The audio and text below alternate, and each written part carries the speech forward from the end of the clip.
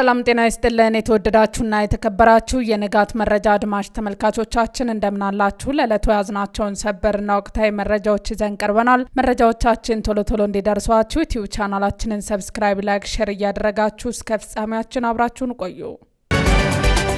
በቻይና መሪነት የሚካሄደውና ኢትዮጵያን ጨምሮ የብሪክስ ፕላስ አባላትን የሚያሳትፈው የባህር ኃይል ወታደራዊ ልምምድ ትናንት በደቡብ አፍሪካ የባህር ክልል በይፋ መጀመሩ ተጠቁሟል። እስከ መጪው ጥር 8 ቀን 2018 ዓ.ም ድረስ በቻይና መሪነትና በደቡብ አፍሪካ አስተናጋጅነት ለሚካሄደው የባህር ኃይል ወታደራዊ ልምምድ ቻይና፣ ሩሲያና ኢራን ግዙፍ የጦር መርከቦችን በስፍራው መድረሳቸው ተገልጿል።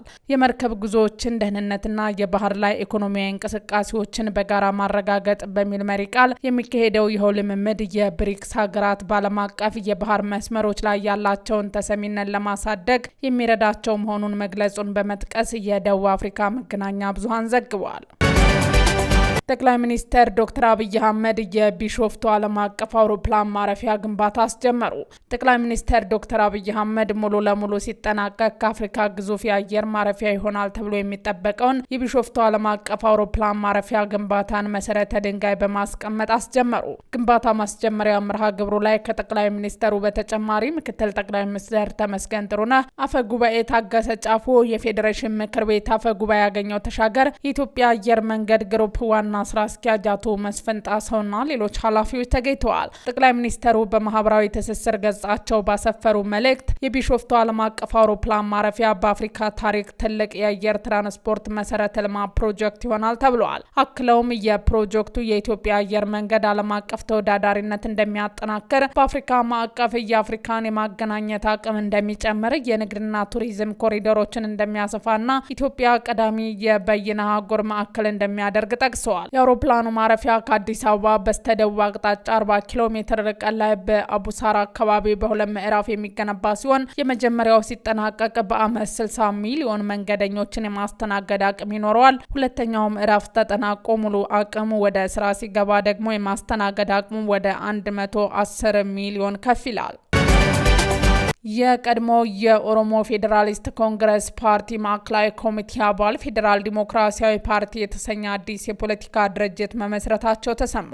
የኦሮሞ ፌዴራሊስት ኮንግረስ ፓርቲ የቀድሞ የማዕከላዊ ኮሚቴ አባል የመሰረቱት ፌዴራል ዲሞክራሲያዊ ፓርቲ የተሰኘ ሀገራዊ የፖለቲካ ድርጅት ከኢትዮጵያ ብሔራዊ ምርጫ ቦርድ የምዝገባ ፍቃድ ለማግኘት ማሟላት ያለበትን የ10 ሺህ አባላት ፊርማ የማሰባሰብ ስራ ያጠናቀቀ መሆኑ ተሰምተዋል። በአዲሱ ፓርቲ ውስጥ ያሉት የቀድሞ የኦፌኮ ፓርቲ ማዕከላዊ ኮሚቴ አባላትን በዝርዝር ባይገልጽም የሀሳቡ ምንጭና ዋና መስራች ግን የኦፌኮ ከፍተኛ አመራር እንዲሁም የኢትዮጵያ የፖለቲካ ፓርቲዎች የጋራ ምክር ቤት ሰብሳቢ የነበሩት አቶ ደስታ ዲንቃ መሆናቸው ተጠቁመዋል። የምዝገባ ፍቃድ ለማግኘት በ7 ክልሎች ፊርማ ማሰባሰብ እንደሚያስፈልግ፣ ነገር ሁሉንም ከክልሎች ለማዳረስ የገንዘብና የጸጥታ ችግር ፈታኝ ሆኖብናል ያሉ መስራቹ ፓርቲውን የመመስረት እንቅስቃሴው የተጀመረው በኦፌኮ ፓርቲ በኃላፊነት ላይ በነበሩት ወቅት እንደሆነ አስረድተዋል። የምስረታ ጠቅላላ ጉባኤ ከመካሄዱ በፊት ቢያንስ 500 ከተለያዩ የሀገራት ክፍሎች የተውጣጡ አባላት መሰብሰብ ያለባቸው ሲሆን ታህሳስ 4 ቀን 2018 ዓ.ም በሆሳና ከተማ 560 አባላት የተገኙበት የመስራች ጉባኤ ለማካሄድ ከብሔራዊ ምርጫ ቦርድ ፍቃድ ጠይቀው ነበር። ሆኖም የምስረታው ውይይት እንዲፈቀድ በሚል ለብሔራዊ ምርጫ ቦርድ የገባው ፍቃድን የሚመለከት ደብዳቤ ግልጽነት የጎደለው መሆኑ ከቦርዱ አስተካክሉ የሚል ምላሽ እንደተሰጣቸው ነው ጉባኤው ሳይካሄድ መቅረቱን ተናግረዋል። ከአንድ ሳምንት በፊትም በማዕከላዊ ኢትዮጵያ ክልል ሀዲያ ዞን የመስራች ጉባኤ ለማካሄድ ለክልሉ መንግስት በተጠየቀው ፍቃድ መሰረት ፍቃድ አግኝተው በሀዲያ ልማት ማህበር አዳራሽ ስብሰባውን ለማካሄድ እንቅስቃሴ ቢያደርጉም የከተማው አስተዳደር ኃላፊዎች ስለ ስብሰባው አናውቅም በማለታቸው ስብሰባው ተበትኗልም ብለዋል። በምርጫ ህጉ መሰረት በምስረታ ሂደት ላይ ያለ ፓርቲ በቅድሚያ የአባላቱን ፊርማ ለምርጫ ቦርድ ማስገባት እንዳለበት ቢደነገግም አስገዳጅነት እንደሌለው አስበው በመንቀሳቀሳቸው የመስራች ጉባኤው መጨናገፉን አስረድተዋል። የኦፌኮ ፓርቲ ከፍተኛ አመራርና የፖለቲካ ፓርቲዎች ጋር ምክር ቤት ሰብሳቢ የነበሩት አቶ ደስታ ዲንቃ በፓርቲ ውስጥ ተፈጠረ የተባለውን ሰፊ ሀሳብ ልዩነት ተከትሎ ከአንድ ወር በፊት ከኦፌኮ መልቀቃቸው ይታወሳል። በቂሊንጦ ማረሚያ ቤት በሰው ብዛት ከፍተኛ መጨናነቅ ተፈጥሯል ተባለ። የኢትዮጵያ ሰብአዊ መብት ኮሚሽን ቂሊንጦ ማረሚያ ቤት መያዝ ከሚችለው የተጠርጣሪዎች ቁጥር በላይ በመያዙ ከፍተኛ መጨናነቅ መፍጠሩ ገለጸ። ማረሚያ ቤቱ ለአካለ መጠን ያልደረሱ ተጠርጣሪዎችን ከሌሎች ተጠርጣሪዎች ለይቶ አለመያዙ አሳሳቢ እንደሆነ ገልጸዋል። በማረሚያ ቤቱ የተወሰኑ ዞኖች ለተጠርጣሪዎች በቂ መንቀሳቀሻ ቦታ እንደሌለና ተጠርጣሪዎች እንዲይዙት የሚፈቅድላቸው ዝቅተኛ የገንዘብ መጠን 200 ብር ብቻ መሆኑ አስፈላጊ ሸቀጦችን ለመግዛት በቂ እንዳልሆነ የጠቀሰው ኢሰመኮ ማረሚያ ቤቱ ለአንድ ተጠርጣሪ የዕለት ቀለብ የመደበው 35 ብር ምግብ ለማቅረብ በቂ አይደለም ብለዋል። ዋና ኮሚሽነር ብርሃኑ አዴሎ ተጠርጣሪዎችን መጨናነቅ ለመቀነስ ፍርድ ቤት የተሰጣቸውን እስረኞች በአፋጣኝ ወደ ቃሊቲ ከፍተኛ ጥበቃ ማረሚያ ቤት እንዲዛወሩ ቀደም ሲል የተላለፈው ውሳኔ በፍጥነት ይተግበር በማለት አሳስበዋል። የንግድ ስራ ፍቃድ እድሳት እስከ ጥር 15 2018 ዓ.ም ተራዘመ። የንግድ ስራ ፍቃድ እድሳት በበጀት ዓመቱ ከሐምሌ 1 2017 ዓ.ም እስከ ታህሳስ 30 2018 ዓ.ም ድረስ ያለ ቅጣት እንዲታደስ ጊዜው ነው። ያለ ቅጣት የሚታደስበት ጊዜ ነው። ዓመታዊ የንግድ ፍቃድ እድሳት ያለ ቅጣት የሚታደስበት ጊዜ በትናንትናው ዕለት ታህሳስ 30 2018 ዓ.ም ያበቃ ሲሆን የማደሻ ጊዜው ለተጨማሪ 15 ቀናት መራዘሙን የአዲስ አበባ ንግድ ቢሮ ኢትዮጵያ አሳውቋል። እንደ ንግድ ቢሮ መረጃ እስከ ማክሰኞ ታህሳስ 28 2018 ዓ.ም ባለው መረጃ 230 ሺህ የሚሆኑ የንግድ ማህበረሰብ አባላት እድሳት ማከናወናቸውን አሳውቋል። የንግድ ስራ ፍቃድ እድሳት አገልግሎት ከሰኞ ቅዳሜ ከጠዋቱ 2 ሰዓት እስከ ምሽት 2 ሰዓት ተኩል በኦንላይን የተሰጠ የሚገኝ ሲሆን በቀሩት ቀናት ንግድ ፍቃዳቸውን ያላሳደሱ ነጋዴዎች እንዲያሳድሱ ቢሮ ማሳሰቢያ ሰጥቷል።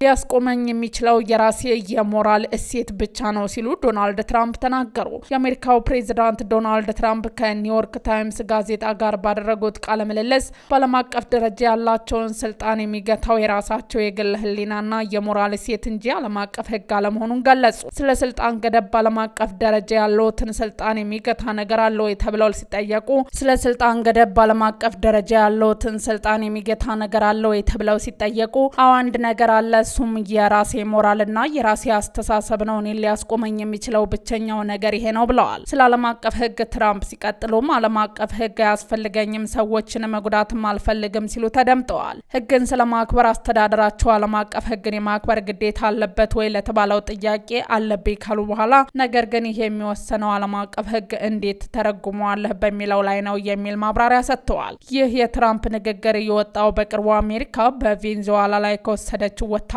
እርምጃና ግሪንላንድን የዩናይትድ ስቴትስ ይዞታ ለማድረግ ከምታሳየው ፍላጎት ጋር ተያይዞ ነው። ንግግሩ አሜሪካ ከዓለም አቀፍ ተቋማትና ስምምነቶች ይልቅ የራሷን ብሔራዊ ጥቅምና ጥንካሬ እንደምታስቀድም ማሳያ ተደርጎ ተወስዷል። ደቡብ አፍሪካ በቬንዙዌላ የተወሰደውን ወታደራዊ እርምጃ በመቃወም በአሜሪካ ኤምባሲ በራፍ ላይ ተቃውሞ አሰሙ። ደቡብ አፍሪካ በቅርቡ በቬንዙዌላ ላይ የተፈጸመውን ወታደራዊ ጥቃትና የፕሬዚዳንት ኒኮላስ ማዱሮና ባለቤታቸው ቺሊያ ፍሎሪደስ በቁጥጥር ስር መዋሉን በማውገዝ የፕሪቶሪያው የሚገኘውን የአሜሪካ ኤምባሲ ደጃፍ ላይ ተቃውሞ አሰምተዋል። በደቡብ አፍሪካ የላቲን አሜሪካ ማህበር ባልደረባ ሙሐመድ ዴ ሳሊል አዶኖሉ እንደተናገሩት አሜሪካ በዚህ ህገወጥና ወንበዴ መሰል አካሄድ የምትከተልበትን መንገድ ተቀባይነት እንደሌለውና ደቡብ አፍሪካ ይህንን ድርጊት እንደማትታገስ ግልጽ መልእክት ለመላክ እዚህ ተገኝተናል ብለዋል። የደቡብ አፍሪካ መንግስት የአሜሪካን የቬንዙዌላ ወረራ በማውገዝ ያለውን አቋም እንደሚደግፍ ዴሳይ ተናግረዋል። ፕሬዚዳንት ኒኮላስ ማዱሮ በአስቸኳይ እንዲፈቱ እየጠየቅን ነው ብለዋል። ሰፊው የደቡብ አፍሪካ የሰራተኛ ማህበራት የፖለቲካ መዋቅር የተማሪዎች ንቅናቄና የሲቪክ ማህበራት ያዘጋጀው ሰልፍ ከአሜሪካ ኤምባሲ ደጃፍ በርካታ ህዝብ ተገኝቶበታል። የደቡብ አፍሪካ ኮሙኒስት ፓርቲ ዋና ጸሐፊ ሶሊም ማፓታላ አሜሪካ በቬንዙዌላ ውስጥ ጉዳይ ለምታደርገው ጣልቃ ገብነት በማውገዝ ማዱሮና ባለቤታቸው ያለምንም ቅድመ ሁኔታ እንዲፈቱ ጠይቀዋል። ተቃዋሚዎች የአሜሪካን ኢምፔሪያሊዝም ይውደም፣ ከቬንዙዌላ የአሜሪካ እጆች እነሱና ነጻ ማዱሮና ሌሎችም መፈክሮች አሰምተዋል። ውድ አድማጭ ተመልካቾቻችን የዛሬ ዜናዎቻችን እነዚህን ይመስሉ ነበር። አብራችሁን ስለነበራችሁ ከልብ እናመሰግናለን። መልካም ቀን።